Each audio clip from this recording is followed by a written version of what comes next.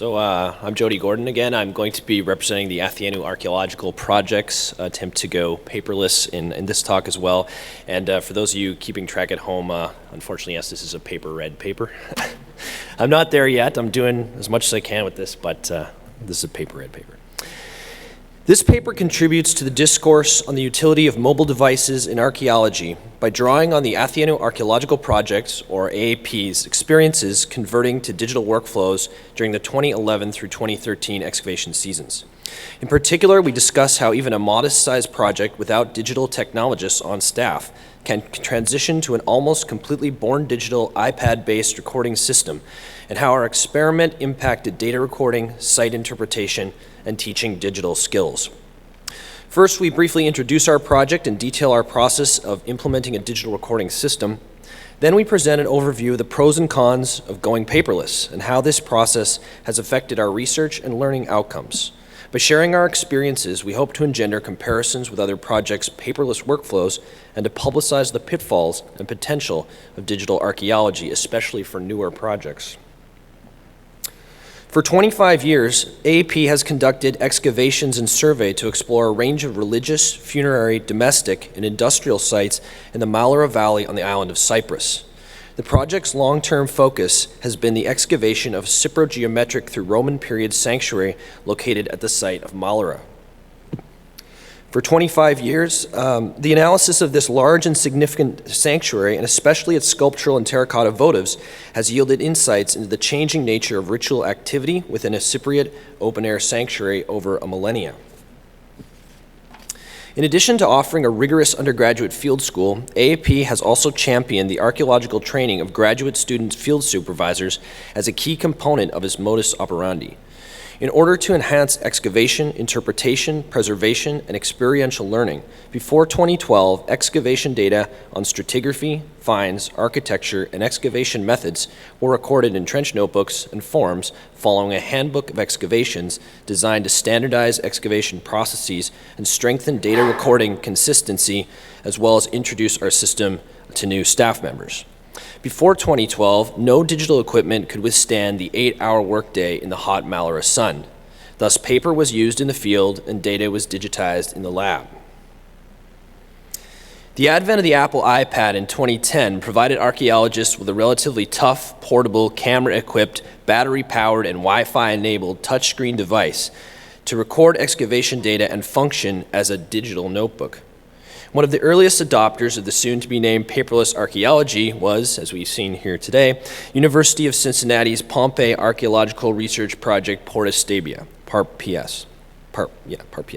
Project Director Stephen Ellis and UC's Senior Research Associate John Walrot, both of whom we're happy to have with us here and talked about their work, devised a mobile data recording system wherein trench supervisors were issued iPads equipped with off-the-shelf apps that could record, integrate, and analyze freshly excavated field data.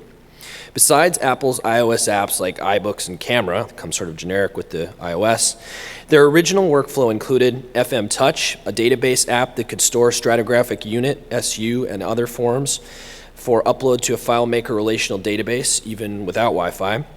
iDraw, a digital illustration app within which sketches of trench features or plans could be vector traced or directly drawn. Pages, Apple's word processor that could record detailed field notes complete with easily insertable digital photos. And the OmniGraphal flowchart app, which could illustrate stratigraphic relationships via digital Harris matrices.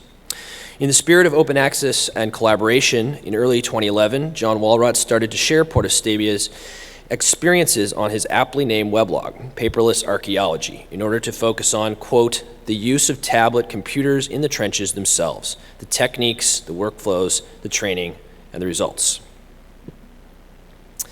Based on Porta Stabia's successful experiment with paperless archaeology, AAP decided to beta test a single iPad 2 during the 2011 season under my direction. I took notes and experimented with digital drawings on the tablet, utilizing, for the most part, the same off-the-shelf apps as Porta Stabia. Most importantly, I subjected the iPad to Malura's heat, light, and dust conditions. An Apple Bluetooth keyboard was used to facilitate typing, while a Belkin folio case and an anti-glare screen film protected the iPad. In general, our iPad 2 test was a success, and it proved that even a technology neophyte like myself could quite quickly learn the basics of tablet use by following instructions on the paperless archaeology blog. The iPad also withstood malarious heat and dust and maintained its power supply. Apps like Pages and Omnigraphal were user-friendly and permitted the incorporation of text and images, while iBooks allowed for the accessing of reference images and files. Furthermore, the iPad's video camera could record site tours, albeit with poor sound because of the weak microphone, and the tablet's photographic and written data could be regularly backed up to a laptop in the field via USB or in the AP lab over Wi-Fi using Dropbox or even Gmail. Although most of our data could be digitally captured using these techniques, some recording elements were more elusive. Digital drawing was a complicated matter. iDraw was useful for drawing trench outlines, but sketching finds was more difficult. A database app was also not integrated because we lacked an IT staff member on site and internet had not yet come to Malara. Likewise, we were uncertain as to how we could develop tablet-based recording forms that could integrate with our FileMaker database. Finally, typing on a reflective screen under direct Mediterranean sunlight proved difficult, and so recording under a sunshade using a Bluetooth keyboard became a preferred method. And Michael Tumazu came up with the idea of ibrellas as well, a little umbrella you would attach on the iPad, but we haven't patented that yet. Despite these issues, AAP's version of a digital notebook emerged. The digital notebook consisted of digital versions of the notes, photos, and drawings that essentially replaced the traditional trench notebook within the Pages app. At the same time, Kyoku, an instructional technologist from Davidson College, was recruited to migrate AAP's database to the internet so that it could be accessed in the lab and perhaps eventually on site by utilizing a Wi-Fi equipped mobile device. Ku migrated the database to a web server and developed a web application where our staff was able to access the database via web browsers as well as on mobile devices. In 2012, AAP implemented digital data recording in the field using iPads as standard procedure, and iPad 3s were issued to each of the 4 trench supervisors. The project leadership seriously considered this decision because of potential issues with integrating legacy data, the more general implications for data collection, interpretation, and preservation, but ultimately decided that digital recording was the best way forward. Our immediate goals consisted of introducing supervisors to iPad use, standardizing our digital workflows, and not losing any data. We also recognized that conversion to paperless workflows would be a gradual process that would need to be refined over time. Thus, I wrote a protocol with an introduction to the iPad and with a discussion of how the different apps we use could incorporate traditional paper-based data. Not knowing which supervisors would have had experience with tablets, the protocols describe both operating system basics as well as how to multitask between apps. Digital workflows consisted of recording notes into a template in Pages, inserting elevation from Numbers, Apple's spreadsheet app, inserting photos and videos, inserting scaled drawings, ideally created in iDraw, producing Harris matrices in Omnigraphal, and finally saving data as an integrated Pages file converted to archival PDF, both on a field laptop and on the lab's iMac. Since we lacked internet in the field, and thus database access, stratigraphic unit and object forms remained paper-based, and their data had to be uploaded in the lab. Another key element, reference documents such as the Handbook of Excavations, iPad Protocol, excavation reports, and trench photos and plans were accessible in iBooks and solidified the iPad's role as a digital document repository. The project-wide conversion to digital note-taking via tablets over 2 seasons reinforced our belief that going paperless would be a positive yet gradual process. From this perspective, the 2012 season proved a success, but it also revealed new issues. We can start with the positive aspects. First, our backup regimen for Pages files, that is, convert to PDF and backup in field and then the lab, and our on-site device handling protocols ensured that no data were lost and that no iPads were damaged. Second, our PDF data were now archived in multiple locations, both on hard drives and in the cloud, increasing their long-term preservation. Third, the iPads were so user-friendly that students quickly acquired the basic skills required for Pages and other apps much faster than imagined. Fourth, more information was recorded than ever before given the facility of incorporating annotated photography and text within Pages. Fifth, the recording of short on-site videos provided a novel record of informal thoughts on stratigraphy as well as key trench discoveries. Sixth, fewer errors crept into elevation calculations through the use of a standardized number spreadsheet. Seventh, valuable lab time that was previously spent digitizing paper notes could now be reallocated to other analytical tasks. Eighth, the on-site accessing of reference materials, and especially previous season's notes, drawings, and reports, helped supervisors strategize about stratigraphic issues. For example, due to earlier looting incidents, limestone statue fragments from the same statue at Malara are often recovered from multiple SUs, sometimes excavated years apart. Thus, a quick check of previous reports could prove that stratigraphically disparate fragments were related. Check the iPad became a common refrain. Lastly, the instant digitization of records eliminated the timely step of converting the written word to digital and resulted in less paper to store and permitted the rapid sharing of files between excavators, the registrar, and specialists. In 2012, the 2012 season also revealed several mobile computing issues. First, digital drawing on the iPad proved too difficult to teach supervisors rapidly, and so object sketches were done on paper and then photographed and pasted into pages. The lack of on-site internet prevented supervisors from uploading their forms in real time, and so this data had to be recorded on paper and then uploaded in the lab. Although the online database made it quicker for the data to be integrated, our registrar warned that multiple excavators entering data could lead to inconsistent object descriptions. A further problem with the iPads was that with increased and more frequent, sometimes almost constant use, they overheated in high temperatures, rendering them briefly unusable. Another issue was that it proved difficult to capture voices on video using the iPad's microphone. Finally, most supervisors preferred to type with a Bluetooth keyboard as opposed to the iPad's touchscreen and had to type in the shade because of sun glare. Such issues detracted from the iPad's multifunctional benefits and actually removed supervisors from their trenches, hampering interpretive and didactic activities. Nevertheless, judging that paperless archaeology's benefits outweighed its disadvantages, AAP further developed its digital workflows in 2013. In particular, we aimed to establish an internet connection at Malara so that we could search and upload data. Our IT specialists further enhanced the FileMaker web app for uploading notes and images, whereby we would try to use a battery-powered 3G unlocked wireless router, we 3G brand, that could provide an internet hotspot via a Citavoda SIM card and that could be accessed by the iPads. Unfortunately, however, it soon became clear that only a 2G wireless signal was available in this relatively remote location in the fields, and that it would be too slow for efficient data recording. Thus, SU data continued to be recorded on paper forms and then uploaded in the lab. Paper was also still used for object drawings, yet supervisors did improve their skills at image annotation. For video recording, we solved the problem of weak iPad microphone receptivity by utilizing a Panasonic Bluetooth mic that allowed the speaker to stand 20 meters away from the videographer and still render clear sound. Let's see here. Still render clear sound. Okay. Over the 2011 to 2013 seasons, AAP's members have thus learned a great deal about the pros and cons of born digital and mobile recording processes in terms of implementation, data recording, site interpretation, and pedagogy. We'd like to offer a balance sheet now of our experiences based on both directors' and graduate students' impressions. First, in terms of implementing a paperless archaeology, our experience shows that any project can start using mobile devices to preserve notes, photos, and videos. iPads are affordable and user-friendly, especially for younger students who are familiar with mobile devices and are willing to use them and grasp their archaeological benefits. Yet it's also clear that without a dedicated IT staff member, more complex technical issues like the integration of web-based apps are difficult to solve.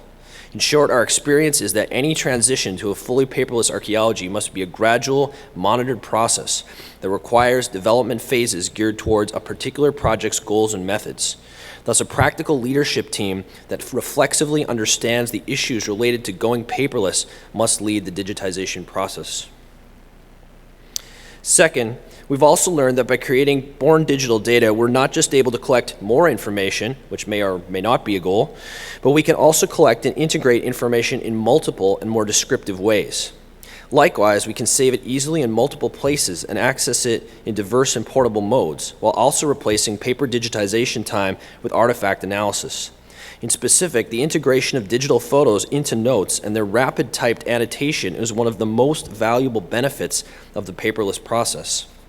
Thus, the most tangible and easily attainable benefit within even simplistic paperless archaeologies is the collection of more data and the integration of its disparate formats in less time.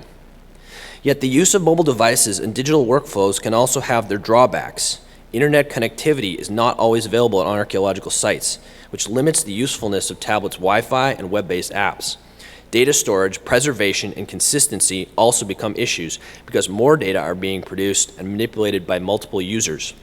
Likewise, the reproducibility of digital data requires a clear and logical backup protocol to ensure data integrity. Another issue is the complexity of digital drawing, which is difficult to teach students quickly. Finally, simple technical issues can also impede device use, such as overheating, screen glare, and typing slowness. Indeed, all these issues can actually hamper fieldwork by preventing supervisors from interpreting and teaching. Conversely, several supervisors claimed that having a multifunctional digital device enhanced their interpretive abilities. They stressed that their own thinking about archaeological context, stratigraphy, and the pace of excavation improved because of the iPad's ability to take and annotate photos. In addition, because iPads could store relevant drawings and reports, rapid comparisons could be made that highlighted site-wide stratigraphic phenomena and improved archaeological decision-making in the field. For example, at Malura, a Peribolos wall has been uncovered in many parallel trenches. Seamlessly consulting both photos and drawings on the iPad facilitated the rapid identification of new Peribolos portions. However, it also seems that the iPads did not help with artifact analysis unless research volumes were accessible in iBooks or the web-based database could be consulted. Some supervisors further argued that the tablets were not used to their full potential and suggested that integrating GIS would provide the devices with more interpretive power. An additional issue is the facility of taking digital photos, which caused supervisors to sketch less and remove them from the contemplation of finds and features that accompanies paper-based drawing. Such observations also relate to how students learn tablet computing and the skills that paperless archaeology provides. At AAP, we believe that gaining competence in technologies that improve data collection and analysis should be a key part of the archaeological learning experience. Luckily, teaching younger students the basics of tablet computing has been relatively straightforward, given their tech savviness and their ability to follow protocols. Moreover, we feel that such experiences prepare students for future fieldwork in which mobile devices will be increasingly used for data recording and analysis. We also think that utilizing digital devices helps students to think digitally. By becoming proficient with apps and devices, students gain transferable technical skills that can be used within many professions. Such technical skills are outlined by Burdick et al. In their volume on digital humanities and include familiarity with data types, databases, metadata standards, and emergent content management and authoring platforms. These authors also identified digital tool use learning outcomes such as the integration of digitally driven research goals, methods, and media with discipline-specific inquiry, and the ability to understand, analyze, and use data critically. On the whole, we feel that such competencies are valuable in the information age, where nearly every profession requires some ability to organize, analyze, and visualize data within a digital environment. Yet there are also pedagogical issues that should be addressed when teaching paperless archaeology. First, some aspects of a digital-born process take more time for training than a 6-week field season allows. Digital drawing, relational database creation and management, and data storage maintenance are 3 areas that are too difficult to teach supervisors rapidly. Another issue is that some students do not immediately grasp how digital recording improves on paper-based tasks. That is, without fully understanding and experiencing traditional archaeological data recording, the exclusive use of born digital methods may jeopardize a student's ability to learn certain skills or even think archaeologically. Thus, students need to be informed of the entire digital workflow so that they understand how the digital process enhances archaeological work. A further issue affecting collaborative learning is when some team members do not use the devices in the optimal fashion, that is, preferring to retype handwritten notes still in the lab as opposed to on-site with a tablet, even though sometimes we tell them to. As is the case in many fields, when they are introduced, technological changes often meet with resistance, so this scenario is not surprising. Nevertheless, such practices should be discussed with students because they can undermine group learning and perhaps jeopardize data recording consistency, thus lessening the benefits offered by paperless archaeology. We now wish to sum up this discussion of technology and teaching at AAP by sharing one of our younger supervisors' sentiments on the potential of digital archaeology. Quote, "Mobile computing is and will be an enormous part of the way we'll interpret archaeological data in the future," end quote. Although our experience may have revealed both the pros and the cons of implementing a paperless workflow, we still feel that with an approach that is reflexive, discursive, pluralist, and gradualist, this sentiment about digital archaeology has merit. Thus, AAP hopes to improve its digital process by exploring new approaches to internet connectivity, the pedagogy of digital drawing, the utility of post-PC devices and apps, and the integration of on-site analytical technologies such as spatial analysis and 3D object modeling. Overall, by providing more data in less time and encouraging our students to think and interpret digitally, the conversion to digital workflows has improved AAP's ability to record and interpret the fascinating yet complex remains of the Mallory Sanctuary.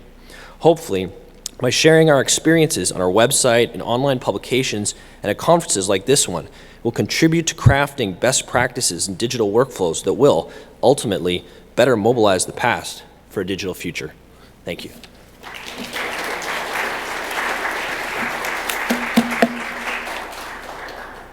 Thank you. That was excellent, Jody. Questions, please. I just want to add that Candy Crush was listening to both a pro and a con.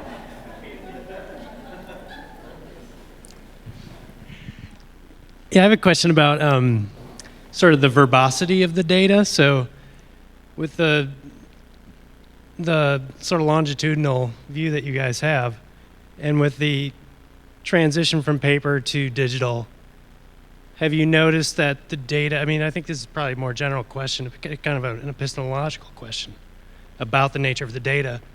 So, you know, I mean, in the sense, the excavator is the instrument of analysis, is the observation, you know, is the instrument of observation. So, I mean, is the data that you get from an iPad less verbose? Is it less descriptive, more quantitative? And how has that affected the sort of, if you blur your eyes and think about the interpretation of the site, has that changed it? Well, I think one of the things you're kind of getting at is like anytime, you know, a lot of us here still went to school and we had to write exams and actually write them in paper and had to use a pen and think about things and then put it on a paper like that. When anytime you go right to a word processor, you can delete, you can, you know, think about it, you can move a section, copy and paste, all of that.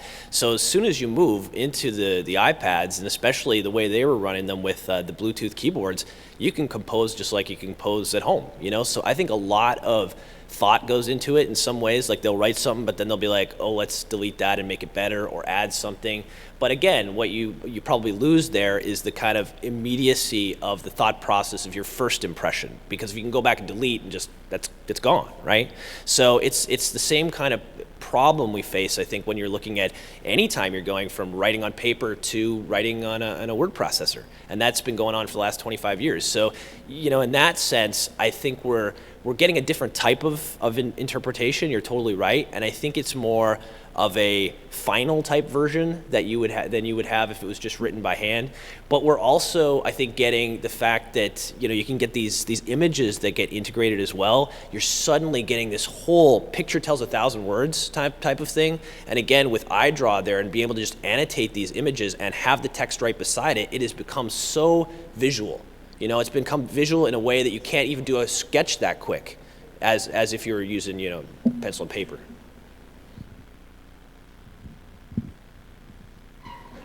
No. You brought up an interesting point. One of the things that I've noticed as I've watched people use more word processing in the field is you lose the process. Do you have a cutoff date for your students where you're like, after this date, you don't get to change the file anymore? Or how do you deal with that? Yeah, what we do, I mean, obviously you want to be able to go back in time too. You want to be able to say like, oh, I wrote this the other day, but now I just dug over here and now I interpret what I said 3 days ago differently because now I know this part of the trench has a wall in it. And now I think this is a room, whereas I thought I didn't know what this was that I dug 2 days ago. It was a part of a statue, but now it makes more sense because it's in this room. So that is an issue. So what we try to do though is just when they finish a day's work, that's it with the day of work. But then you can reference back in the notes saying on page whatever of this day, when I first found this part of a statue, you know, this is what I thought it was, and refer back to that day's page. So there's a lot of like intertext stuff going on, intertextual referencing that will happen, but then that's the nature of just like these sort of finished documents. But you never want to jeopardize what you thought 3 days ago in terms of the original thought by going back and changing that and kind of losing that. So we basically, when the day is over, that's it. Thank you. Yeah, thank you. Okay.